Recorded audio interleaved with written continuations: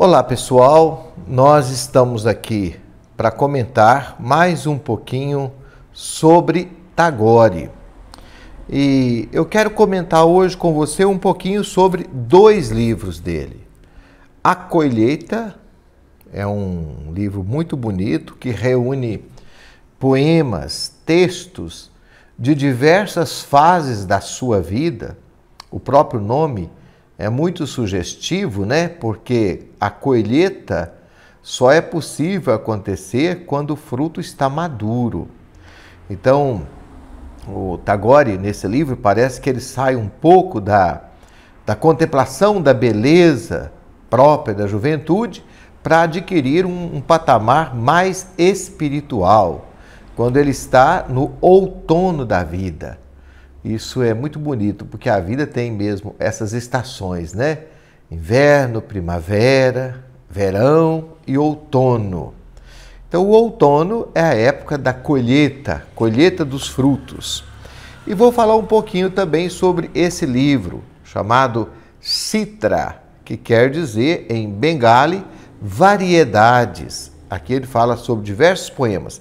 O porquê da escolha desses livros? Bom, é porque são os livros que eu os tenho aqui em mãos e a gente não consegue comprar tudo e acompanhar tudo, então estou comentando a partir daquilo que eu já tenho, para a gente também não dar conta de esgotar uma obra tão grande, né? Então, sobre a colheita, vamos comentar aqui. Eu li o texto e fui marcando algumas coisas que achei muito bonito, né? Quem dera que no final da nossa vida também a gente pudesse apresentar ao Deus da vida, uma expressão que Tagore usa, né? Ao Deus da vida, um cesto cheio de frutos, conforme ele diz nesse poema que eu vou ler para você. Ordena-me, e eu colherei os meus frutos para trazê-los em cestas cheias ao teu pátio, embora alguns já estejam passados e outros ainda verdes. O outono se arca sob o peso dos frutos maduros, e na sombra ouve-se a flauta melancólica do pastor. Ordena-me, e eu embarcarei no rio. O inquieto vento de março agita languidamente as ondas, levantando murmúrios. O jardim já entregou tudo o que possuía, e com a hora cansada do entardecer, chega o chamado da tua casa na margem do poente. Olha, eu confesso que esse texto aqui me deixou muito mexido, né? Mexeu muito comigo. Porque dá a impressão mesmo que ele está falando assim de quem está pronto para se despedir da vida. De quem está pronto para atravessar o rio. E com o toque da flauta, né? Isso aqui lembra também a música. Os deuses indianos sempre têm flauta, música. Então o Tagore é indiano, ele está falando disso aí. Mas eu fico pensando, quem dera se nós, no entardecer da vida, também pudéssemos apresentar a Deus um cesto cheio de frutos, né? E aqui no texto 2, ele vai falar que a sabedoria, ela pode ser colhida em diversas épocas da vida, que a beleza não pertence só aos jovens, à juventude. Então vejamos, quando eu era jovem, a minha vida era como flor, uma flor que desprendia uma ou duas pétalas de sua abundante corola, e nunca senti a perda quando a brisa da primavera vinha mendigar a sua porta. Agora, no fim da juventude, a minha vida é como um fruto que nada tem a poupar, espera apenas oferecer-se inteiro com a plena carga de sua doçura. É a beleza do entardecer da existência. Você pode entregar a Deus o seu fruto sem poupar nada. Espera apenas oferecer-se inteiro com a plena carga de sua doçura. É maravilhoso, né? Maravilhoso poder morrer assim, com essa consciência, né? São Paulo apóstolo, acho que teve essa consciência quando ele diz: combati o bom combate, guardei a fé e agora só me resta receber a coroa dos justos. Muito lindo o texto de São Paulo. A sabedoria, então, do idoso é entregar-se por completo como um bom fruto maduro, para que todos possam saborear a doçura desse fruto. Isso é maravilhoso, né? Coisa espetacular. Existe beleza e encanto para quem vive também no outono da vida. Acho que nós precisamos resgatar isso, né? Porque numa sociedade de mercado como a nossa, as pessoas às vezes são avaliadas quando estão produzindo, né? A pessoa vale pelo que produz. E aqui ele vai falar da beleza da velhice. A festa do verão existe apenas para as flores em flor? Não será também para as folhas secas e as flores que já murcharam? A canção do mar está em harmonia apenas com as ondas que se levantam? Não cantará também com as ondas que se afundam? O tapete em que o meu rei pisa é tecido com joias, mas há terrenos que esperam pacientes pelo toque de seus pés. São poucos os sábios e grandes que se assentam junto ao meu mestre. Quanto a mim, pobre de espírito, ele tomou-me em seus braços e tornou-me servo dele para sempre. É um poema lindíssimo, né? Esse aqui do Tagore. Então, comentando aqui mais alguma coisa, eu chamei esse poema que eu vou ler aqui agora, porque aqui no livro não tem nome, de A Carta de Amor que Pode Ser Lida pelo Universo, certo? Aliás, eu vou lendo e fazendo anotações, né? Acordei pela manhã e encontrei a sua carta. Não sei o que ela diz, porque não sei ler. Deixarei o sábio a sós com seus livros. Não vou perturbá-lo, porque talvez nem ele mesmo consiga ler o que a carta diz. Vou segurá-la diante da minha fronte e apertá-la contra o meu coração. Quando a noite cair tranquila e as estrelas despontarem uma a uma, vou abri-la sobre o meu colo e ficar em silêncio. As folhas sussurrantes alerão em voz alta. O riacho alvoroçado a recitará, e do céu as 7 estrelas sábias a cantarão para mim. Não consigo encontrar o que procuro, nem sou capaz de compreender o que desejaria aprender. Mas esta carta, ainda não lida, já aliviou os meus fardos e transformou os meus pensamentos em canções. Uma carta da pessoa amada, ainda que a pessoa não saiba ler, pode transformar a vida dela. Bonita essa ideia. Eu ponho a carta no colo ao cair da noite e olho para as estrelas. As folhas sussurrantes alerão em voz alta.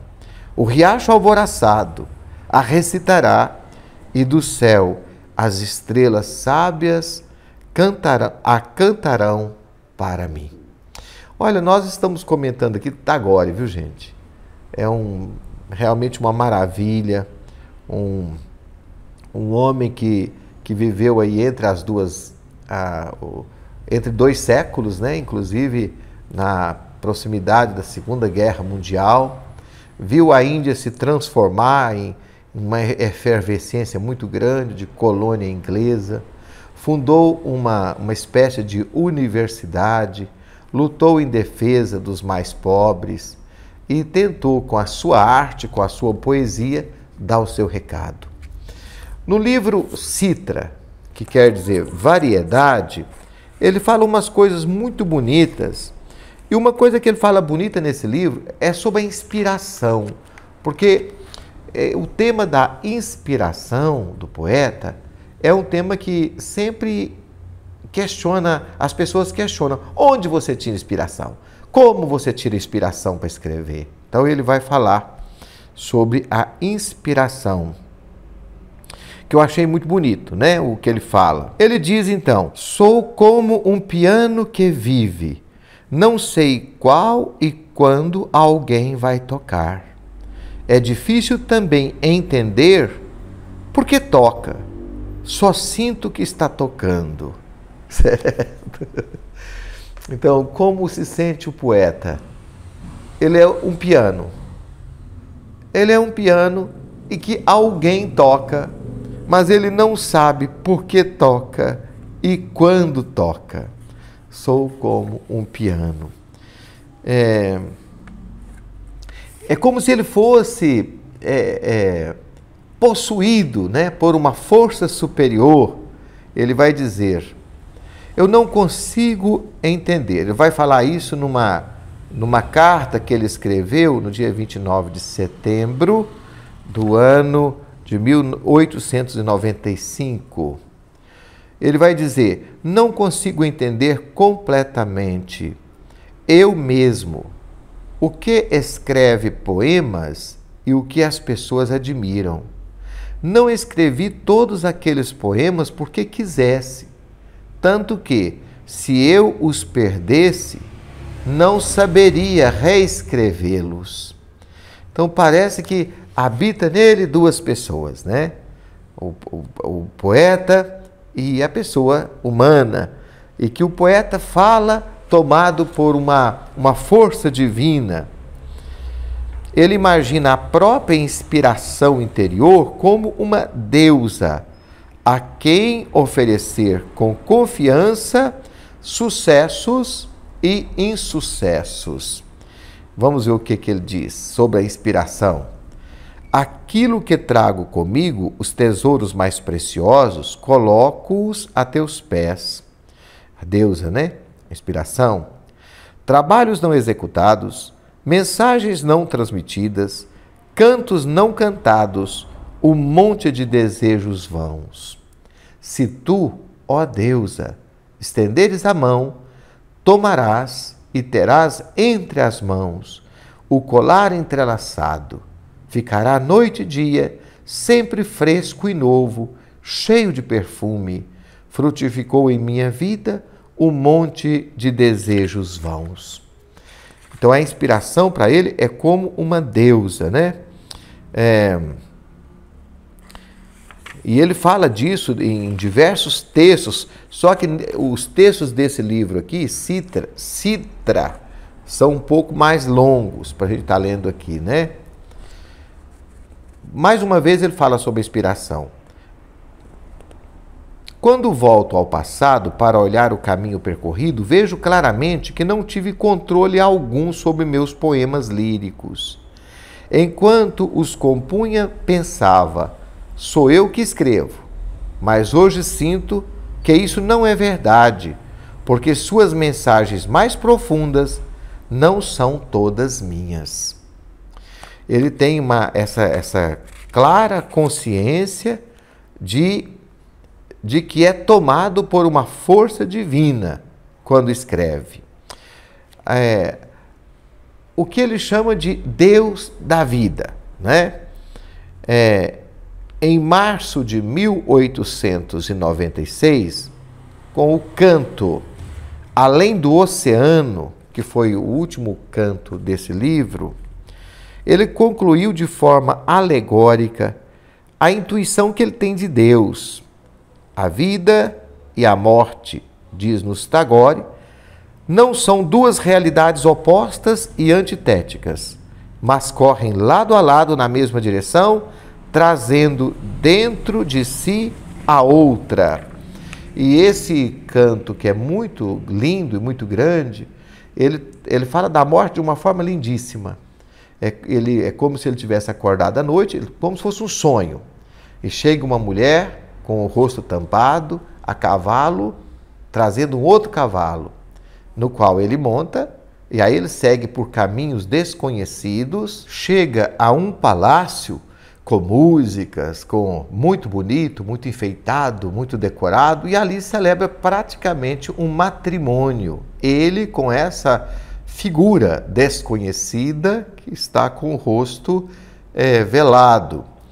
Então, aqui ele vai falar um pouco, que eu entendi que ele está falando do céu, né? A mulher apeou do cavalo, também eu apeei, e acompanhando-a, entrei na caverna escura, sobre colunas talhado na pedra, um palácio grandioso e imenso, de correntes de ouro, pendiam fileiras e fileiras de lâmpadas de ouro. Sobre as paredes se erguiam diversas e variadas estátuas de pedra, maravilhosos pássaros, belíssimas mulheres, muitas variedades de flores e folhas. Aí a música toca e tal, e celebra-se ali um casamento, né? E depois, quando essa figura tira o véu, né? Eu vou ler aqui o trecho que fala isso.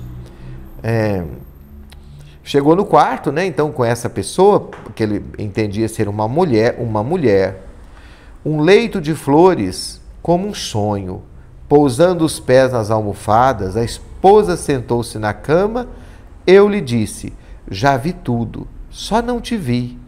De todas as partes se levantaram centenas de risos zombeteiros, como repuxos de 100 fontes, como uma avalanche de escárnio. Lentamente, com as duas mãos, a mulher levantou o véu.